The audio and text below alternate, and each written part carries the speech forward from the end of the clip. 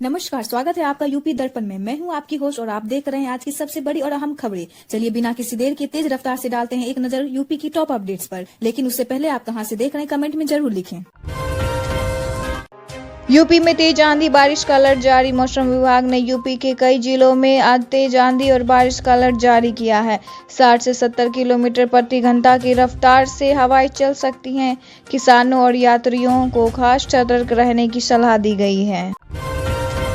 STF का बड़ा action, इनामी बदमाश ढेर। यूपी एसटीएफ और पुलिस ने मुरादाबाद में कड़ी कार्रवाई करते हुए 50,000 के इनामी बदमाश को एनकाउंटर में मार गिराया। आरोपी पे कई संगीन मामले दर्ज थे और हाल की घटनाओं में भी उसकी सक्रिय भूमिका सामने आई।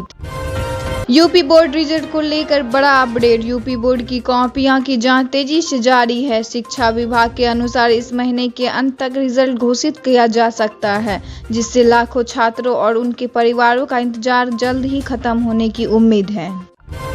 गरीबों के लिए मुफ्त राशन योजना जारी। राज्य सरकार ने गरीब और जरूरतमंदों परिवारों के लिए मुफ्त राशन योजना को आगे बढ़ाने का फैसला लिया है।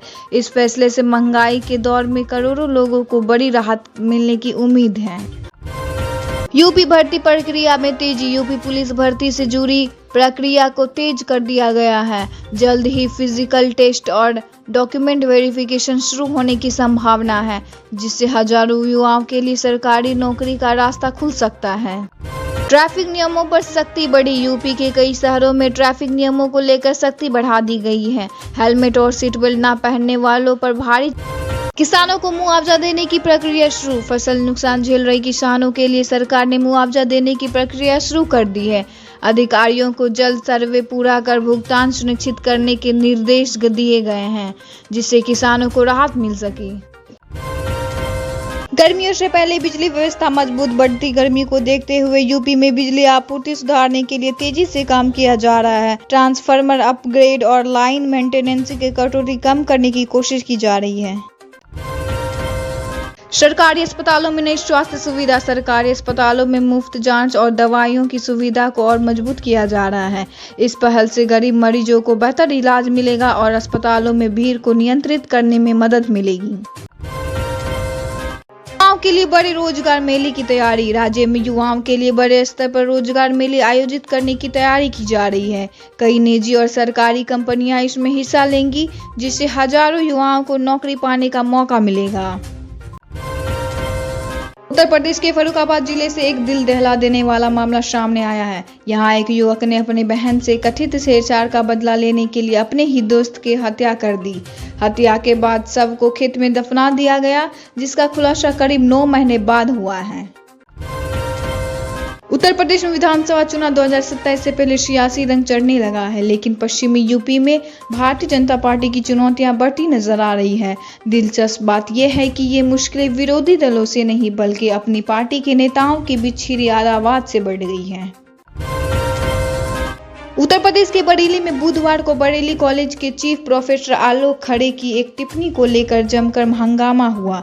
प्रोफेसर आलोक खड़े ने लोकसभा का चुनाव लड़ चुकी बीजेपी की नेता माधवी लता को लेकर अपनी सोशल मीडिया हैंडल पर आपत्तिजनक पोस्ट लिखी थी। उत्तर प्रदेश अधीनस्थ सेवा चयन आयोग यूपीएसएससी ने एग्रीकल्चर टेक्निकल असिस्टेंट एजीटीए के कुल 2759 पदों पर भर्तियों के लिए नोटिफिकेशन जारी किया। यह उन उम्मीदवारों के लिए एक सुनहरा अवसर है जिन्होंने एग्रीकल्चर में ग्रेजुएशन की डिग्री पूरी की है। भारत में चीनी का उत्पादन जो 2 सप्ताह पहले 10% अधिक था, 31 मार्च तक 271.20 लाख टन तक पहुंच गया। राष्ट्रीय सहकारी चीनी कारखाना संघ लिमिटेड के अनुसार यह पिछले वर्ष के 248.65 लाख टन के मुकाबले 9% अधिक है। उत्तर प्रदेश के मऊ में भीटी बाजार में उस समय अफरा तफरी मच गई जब यूनियन बैंक के सामने लगे ट्रांसफार्मर में अचानक शॉर्ट सर्किट से भीषण आग लग गई। देखते ही देखते आग ने विकराल रूप धारण कर लिया और पूरे इलाके की बिजली व्यवस्था ठप हो गई, जिससे हजारों लोग प्रभावित हो गए। यूपी बोर्ड 10वीं 12वीं बोर्ड रिजल्ट का इंतजार कर रहे 52 लाख से अधिक स्टूडेंट्स के लिए बड़ी खबर है। माध्यमिक शिक्षा परिषद उत्तर प्रदेश यूपीएमएसपी की ओर से हाई स्कूल एवं इंटर की कॉपियां जांच के लिए अंतिम तिथि 1 अप्रैल निर्धारित की गई थी।